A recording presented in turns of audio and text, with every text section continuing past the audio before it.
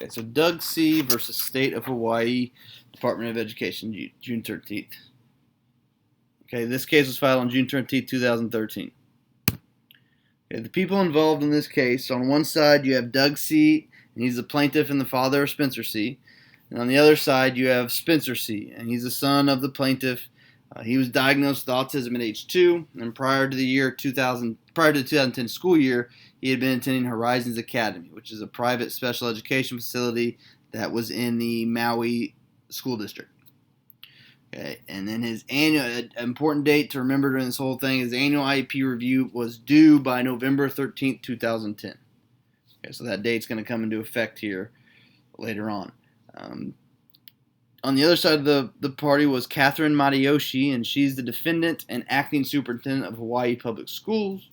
And you had Kaleo Waiui, who was a special education coordinator at Maui High School. Okay, so those are kind of the players that are involved in this. Okay, I think the best way to talk about this case is to kind of go chronological and talk about the events that led up to November 9th, the IEP date, and then obviously them taking this to the appeals court.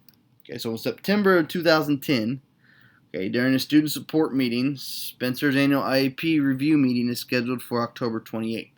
Here's where this discrepancy begins to happen, though, because Doug C. walks away from that meeting thinking that the October is a tentative date and it hasn't been finalized, and it was more for just late October, whereas the teachers on the IEP meeting were under the impression that it was confirmed meeting was going to be October 28th.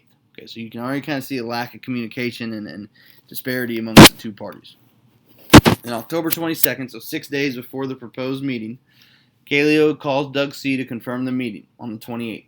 Doug C. requests to reschedule for the 4th or 5th.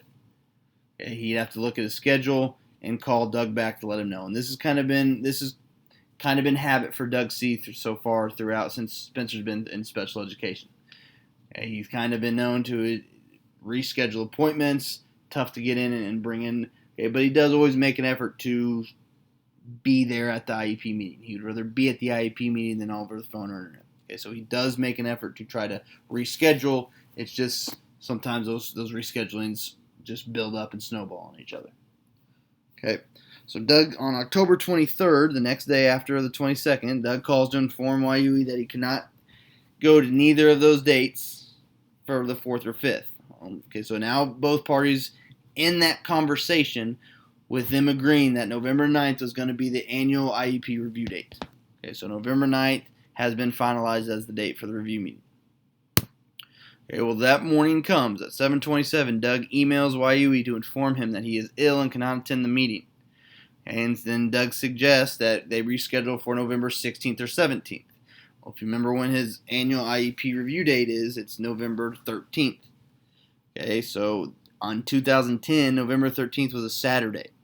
Okay, so Waiui suggests rescheduling for later in the week, November 10th, November 11th, because other members of the IEP team would not be available on the 12th. So he had already asked them to reschedule their schedules a bunch.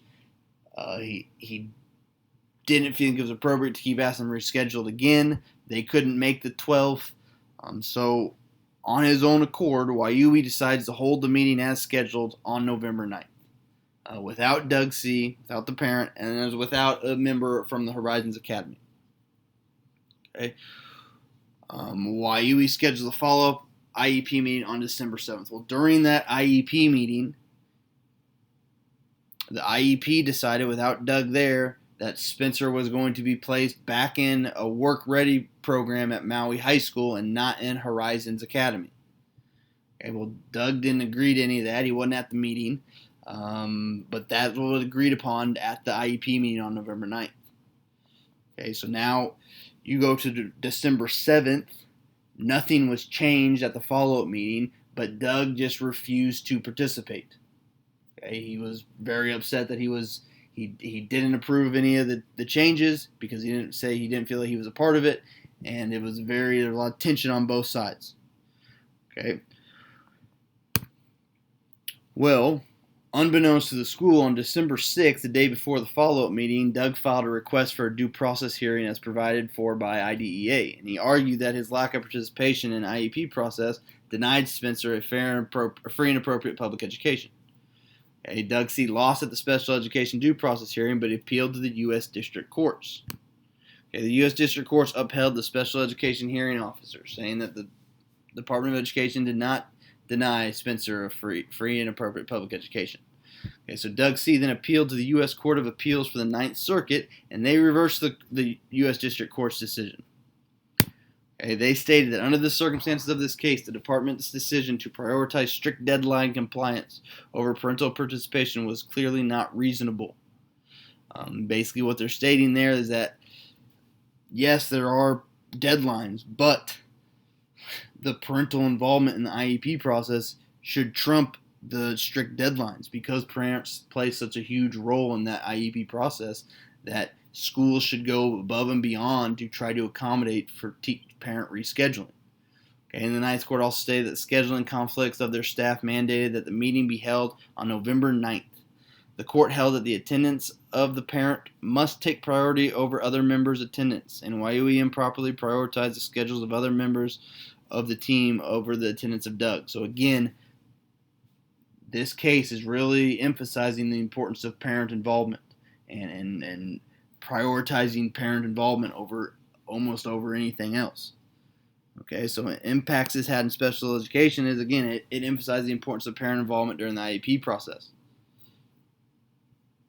Okay, it also prioritized parents over school when scheduling conflicts survive, and then it upheld the parent involvement after the fact is not enough because the IDEA contemplates parental involvement in the creation process. So the Department of Education for Hawaii argued that parental involvement was happening because he came to the IEP meeting on December 12th. Okay, but IDEA states that is parent involvement after the fact is not enough. Okay, because IDEA states how important parental involvement is. Okay, so even though he was there after the fact, it wasn't the same as him being there on November 9th. Okay, this was a really interesting case to research and discuss. I had a good time learning about it because a lot of the key points are still very relevant today in special education, and we deal as special education providers. We deal with these type of situations all the time. So I found this case really relevant. If you have any questions, please do not hesitate to ask me. I'll do my best to answer them, and I hope you enjoy my video. Thank you.